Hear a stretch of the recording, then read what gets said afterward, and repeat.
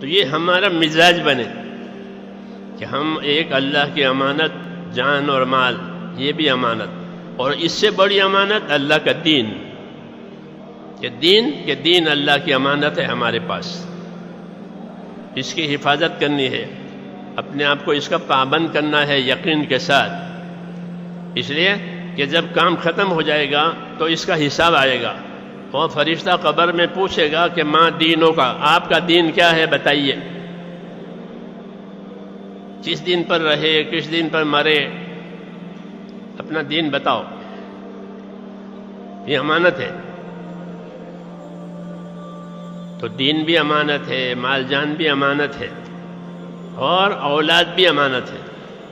یہ کتابوں میں لکھا ہے، امام غزالی رحمۃ اللہ علیہ فرماتے تھے کہ ہر آدمی کی اولاد اس کے پاس اللہ کی امانت ہے، اپنی اولاد کو کہاں لگا رہا ہے، یہ عبادت کے لیے پیدا ہوئی ہے۔ اولاد کس لیے پیدا ہوئی؟ ہم بھی عبادت کے لیے پیدا ہوئے، ہماری اولاد بھی عبادت کے لیے پیدا ہوئی ہے۔ پیدا ہوتے ہی ان کے کان میں اذان اور اقامت کہی جاتی ہے، کیوں کہ وہ تو اسی کام کے لیے آئی،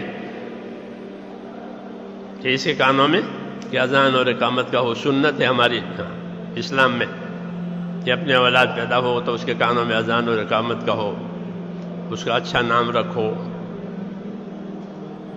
اس کا عقیقہ کرو، جی ہاں، اس کی دینی تعلیم تربیت کرو۔ پیدا ہوتے ہی شروع ہو جائے گا، پیدا کرنے والا تو اللہ، اور کوئی پیدا کرنے والا نہیں، لا الہ الا اللہ۔ زندہ آوے، مردہ آوے، بولتا آوے، گونگا آوے، اندھا، یہ قدرت، اس میں کسی کو دخل نہیں، لا الہ الا اللہ۔